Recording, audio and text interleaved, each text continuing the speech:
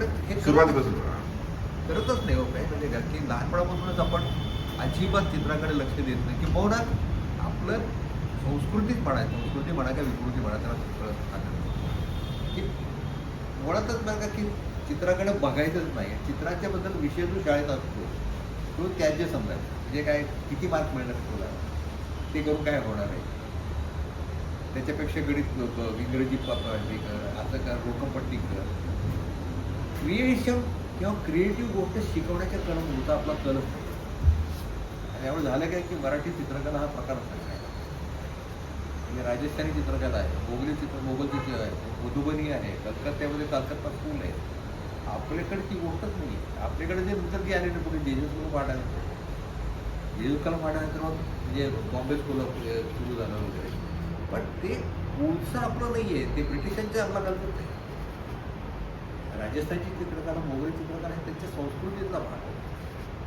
त्याची मराठी चित्रकला हा प्रकारच नाही आहे तुम्ही लक्षात घ्या आता नानासाहेब पेशव्याच्या वाड्यातली चित्र असतील किंवा काय वगैरे असतील ते फार अपवादात्मक आणि ते देखील काय फार असं काय ग्रेट किंवा त्याच्यातनं मराठा चित्रशैली असं काही नाही त्याच्यात थोड्या कॉप्या आहेत असं काही नाही आपल्याकडे स्वतःचं पण कलेच्या बाबतीमध्ये शिल्पकला म्हणा किंवा चित्रकला ही शैली मराठी माणसाचं त्या बाबतीत काहीच योगदान त्याच्यावर काही लोक चिडतील माझ्या होतं माझी कारण काय झालं की पूर्वीच लागते आपल्याकडे काय म्हणतात आपण आत्मपरीक्षणात कधी बोलत नाही आत्मगौरवाचं बोलतो आपण काय कोण म्हणतो आमच्याकडे बोलत नाही कोण म्हणतो आमच्याकडे बोलत नाही असं नसतं स्वच्छपणे नीट पाहतो इतरांच्या तुलनेमध्ये तुम्ही आपल्या साहित्यिकांमध्ये चित्रकलेची किती जाण आहे तीच इतर स्टेटमधल्या बघा इतर राज्यातल्या बंगालमधल्या बघा दक्षिणेतल्या बघा त्यांना कलेची जाण आहे चांगली त्या लेखकांच्या त्या लेखनात कला दिसते त्यांच्या त्याचं कारण ते कलाकारांच्या सान्निध्यात राहतात कलाकारांचं दुय्यम समजत नाही मराठी लोकांचं दुर्दैव असते की मराठी साहित्यिकांना म्हणतात चित्रकार शिल्पकार म्हणजे दुय्यम दर्जाचे लोक तीच ठाण्याचे लोक त्यांच्याबरोबर उठ बस करणं म्हणजे आपण काहीतरी त्यांचे उपकार करतो आहोत आणि नाईलाजानच त्यांना भेटायची गोष्ट आहे प्रत्यक्ष आमच्याकडे किती लेखक जातात चित्राचे प्रदर्शन बघायला कुठल्या चित्रकाराच्या बद्दलची आवडीक असते कुठला शिल्पकार त्यांना माहिती असतो कधी पाहिले शिल्प कसं तयार होतं कधी कोणी बघतच नाही हो गरजच नाही वाटत आम्हाला आमची धारणच नाही देखील म्हणजे त्या विशिष्ट लोकांचे दूर दूर देतो मुळात आमची लहानपणापासून धारणच करून ठेवलेली याची आपल्याला गरज नाही आहे हा सगळ्यात मोठा तोटा आपला पडला साहित्याचा चिपळूणच्या साहित्य संमेलनात की जे कलाकार साहित्याच्या सान्निध्यात गेले त्यांची कला जास्त उजळ झाली त्यांच्या कलेवर जास्त चांगले उपकारक पडत झाले उलट जे साहित्यिक किंवा जे साहित्यिक आमच्याकडे काही कलेच्या जवळ जातच नाही साहित्याचं नुकसान झालं कलाकारांचं नुकसान नाही झालं साहित्याचं नुकसान आपल्याकडच्या कलेवरच्या जे कलाकार ह्या इंद्रबिंदू करून असल्या किती कादंबऱ्या बघा इतक्या बोंबळ आणि इतक्या फालतू कादंबऱ्या सरळ सरळ लक्षात नाही की लेखकाला याच्यातलं खूप पाहिजे नाव घ्यायची गरज नाही पण सगळे ते पुस्तक लावून बघा चित्रकाराच्या किंवा शिल्पकाराच्या जीवनाच्या कादंबऱ्या किंवा त्याच्यावरती लेख त्यावरची कथा सगळी बरोबरची असते त्याची प्रोसेस जी असते ते काय करतो चित्रकार काम करताना काय करतो नुसती रंगाची नावं तुम्हाला माहिती म्हणजे तुम्हाला चित्रकाराकडे येतं नाही का रंगाचे त्यांचे रेड कार्डवर ते ह्याच्यावरती की नावं असतात ना कलरचं कार्ड जे असतं शेड कार्ड त्याच्यावर नावं असतं ते कॉपी करत येतं तुम्हाला पण तो रंग तो चित्रकार का वापरतो दुसऱ्या रंगात का मिक्स करून असं करतो तुम्ही बघतच नाही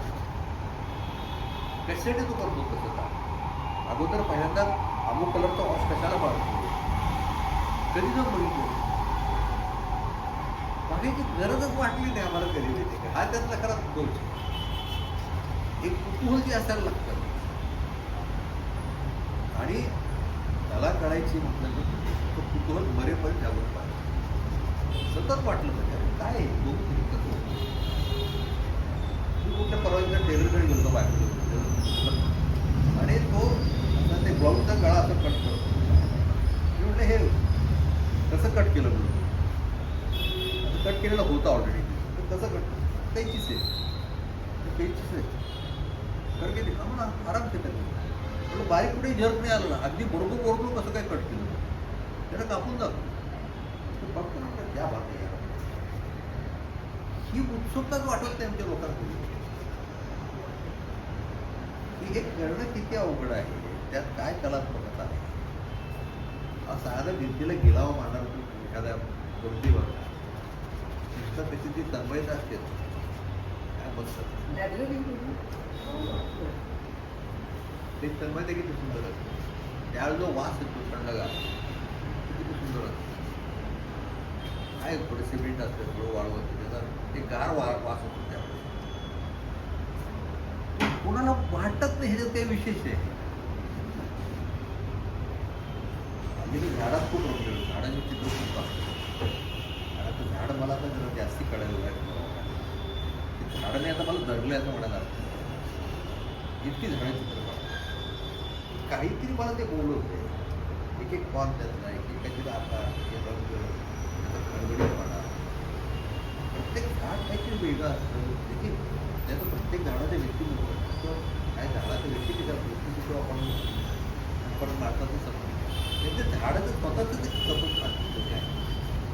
ते देखील खूप सुंदर आहे त्या डोळसपणे बघायच्या गोष्टी आपल्याला वाटतात म्हणजे ती भोवतीची दिसणारं चित्र आहे ना सगळीकडे चित्र आहे ना जिथे प्रकाश आहे तिथे चित्र आहे जिथे अंधार आहे तिथे काही नाही जिथे प्रकाश आहे तिथे सगळे चित्र आहे कुठे चित्र आहे सगळीकडे चित्र आहे आता इथे तिथे सगळे चित्र आहे फक्त त्याला योग्य ठिकाणी चौकट टाकून बरोबर ते चित्र तयार होतं आणि हेच दिसलं आमच्या म्हणजे आपल्याकडे तुम्हाला मला असं वाटतं चित्र करणारे लेखक त्यांच्या लेखनात ते चित्र दिसतं तात्या वाढूकर शरदचंद्र चिरमुले थोड्याफार प्रमाणात शांताबाई पण बहुतेक लेखक भविष्य बघायला त्यांना चित्राचं चित्रमयता ही येणं जे असते लेखनामध्ये चित्रमयता आहे म्हणजे काय तर प्रत्यक्ष दृश्य तसं दिसलं पाहिजे म्हणजे गदिमांच्या कवितेमध्ये जे दिसतं की गाण्यामध्ये ते लँडस्केपच तयार होतं हे दिसणं फार कमी लोकांना येतं पण तरी प्रत्यक्ष प्रश्न पडतो की मला त्यांना चित्र प्रत्यक्ष तरी किती काढले नाट्य तसं स्वतः चित्र काढायचे जे स्वतः चित्र काढायचे रत्नाकर बद्दरी चित्र काढले पण चित्रकाराशी सान्निध्य असतं ते पुढचे समजून घेण्याचा सतत प्रयत्न आपल्याकडे सिनेमातले जे काही चित्रकार जे दाखवतो सिनेमात एखादा नट असतो राजेश खन्ना असतो किंवा कुठल्या आपण राजा पायगोचा वगैरे ते एक तयार चित्र असतं समोर ठेवलेलं आणि पेंटिंग करताना शूटिंग करायचं दाखवायचं आहे तर त्याच्यात तुम्ही एक जरा ऑब्झर्व करा ते ब्रश कुठे लावतात केसामध्ये ब्रश लावून दाखवतात कारण लावले ऑलरेडी चित्रावर परत काळा रंग लावायचे दुसरीकडे ब्रश दाखवत नाहीत ते त्याची कारण का ते चित्र काढून मला जमलं पाहिजे चित्र कसं काढायचं मला आठवतं एक फ्रेंच फिल्म बघितले बाहेर आहेत मॉडेल आणि चित्रकारांचे त्याचा वयस्कर चित्रकार आहे आणि त्याचा स्टुडिओ बघून तो हैराण होतो गडीच आहे त्याचं जुन्या काळची गडी त्याचा स्टुडिओ त्याचं राहणं आणि ते फोटो तिथं तो निवडून पेंटिंग करतो एका मुलीचं एक मॉडेल त्याला आवडते आणि त्या डोक्यात येतं की खूप वर्ष आपण काही काम केलेलं आहे आणि नाही असं अल्पडे काम करायचं की जेणेकरून बरं काही इतक्या वर्षाचं आपलं जर एक साचलेपण आलेलं आहे थोडं कंटाळापण आलेलं आहे ते आपण मिळून काही घडत नाही ती जी एक स्वतःची आसपास आहे ती आपण करू हे त्या डोक्यात येतं आणि त्याची बायको हा म्हणजे तसं वयस्कर माणूस त्याला काही तरुण नाही त्याची बायको त्या मॉडेलला सगळे करून गेली माझा नवरा खूप चांगला सज्जन माणूस तो आपला सगळा गैरफायदा घेणार तो चित्रकार आहे जातीवरती चित्रकार ते तिला माहिती आहे न्यूड पेंटिंग आपल्या नवऱ्याचं करणार कारण ती संस्कृती त्या लेवलची ती बघू शकते बायको ती की नवऱ्याच्याकडे ह्या पद्धतीने बघते तिला माहिती की हा पेंटर आहे जातीवरती पेंटर आहे चित्रकार तो मॉडेलचं म्हणून बसवतो ना तर नंतर तो मॉडेल मुलगी कोण आहे त्या डोक्यातही राहत नाही फक्त ते फॉर्म त्याच्या लक्षात येतं त्यामुळे त्याच्यामध्ये वाचणारही नाही सगळं काहीच त्याच्यामध्ये दुसरं असणार ती मुलगी तयार होते आणि ते पेंटिंग करणं मुख्य मुद्दा मला असं दाखवायचं होतं सांगायचं होतं की आपल्याकडे जे चित्रकार जे पेंटर जे दाखवतात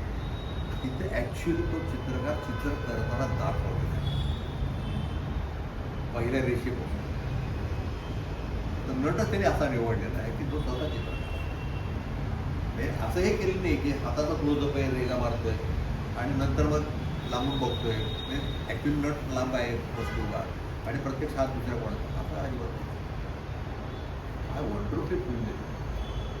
ब्युटिफुल ट्रबल मेकर म्हणजे इंग्रजीमध्ये बघतात मॉडेल आणि तो अप्रतिम. आणि तो चित्र काढताना प्रत्यक्ष दाखवला त्याच्यात. चुकल्यानंतर तर आत बस करून नीट जमत नाही आहे सापडत नाही. हे परत परत गोंधळ होतो.